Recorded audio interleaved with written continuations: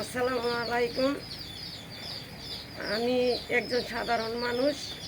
আপনাদের কাছে আমার একটা আবেদন। কি আবেদন?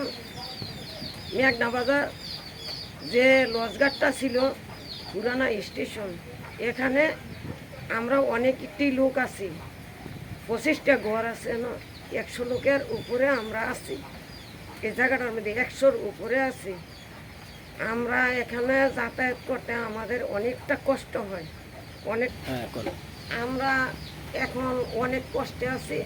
যেমন আমাদের বাড়িঘর ভাঙ্গা নিতেছে, ভাঙ্গনে ভাঙ্গা নিতেছে। এই হইলে এক কষ্ট। দ্বিতীয় কষ্ট হইলে আমাদের এখানকার কোনো রাস্তা নাই। আমরা যে গর্তেনে বাড়িয়ে যাম, এর কোনো কিছু ব্যবস্থা আমাদের নাই। আপনারা আপনাদের উপরে এই দয়ার নির্ভয় রহমত আল্লাহ দয়া করবেন আপনারা। আমি এই পুরা 100 জনের লগে আমি একজন আছি। এই জায়গায় এই স্টেশন আমিও একজন আছি। কেন আপনাদের কাছে আমার এই বক্তব্য অকুল আবেদন জানাই আপনাদের কাছে। আপনারা আমাদেরকে একটু সুনজরে দেখার চেষ্টাটা করবেন। কারণ কেউ কই খাওয়াইতে পারে না, পিন্দাইতে পারে না। এটি রিজিকটা তো হইল একমাত্র আল্লাহ পাক পরওয়ার দিকে। আপনারা একটু সুদৃষ্টিতে সুনজরে আমাদের দিকে একটু তাকান। এই এত লোক আমরা কিভাবে এই রাস্তা দিয়ে যাতায়াত করি, কিভাবে কি করি যেন আমরা আমাদের বাড়ি ঘর সব ভাঙ্গা নিতে আছে গা। বিশেষ করে সবথেকে বেশি কষ্ট দুর্ঘটনা আমাদের এন্দা এই রাস্তাটা যদি আমাদের চলাচল না করতে পারি আমরা কি করে চলমু, কি করে যামু, কি করে আমু। আমাদের এখানে ঘর আছে, ঘরই আছে 25 থেকে 26টা। তারপরে লোক সংখ্যা 100-র উপরে আছি আমরা এই জায়গাটার মধ্যে। সবার সাথে আমিও এনে একজন আছি। এদের ফ্যামিলির সাথে মিলমিশ করে যেভাবে আমাদের দিন যাইতেছে, রাত পাইতেছে।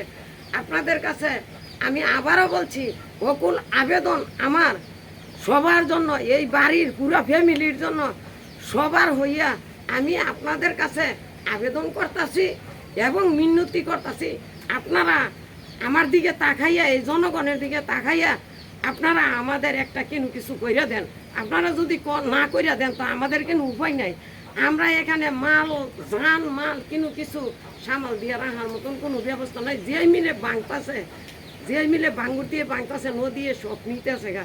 এখন আপনাদের উপরে আমার এতটুকু এটা দাবি এবং অনুরোধ, আপনারা কি করবেন একটু আমগো দিকে আপনারা তাকাইবেন।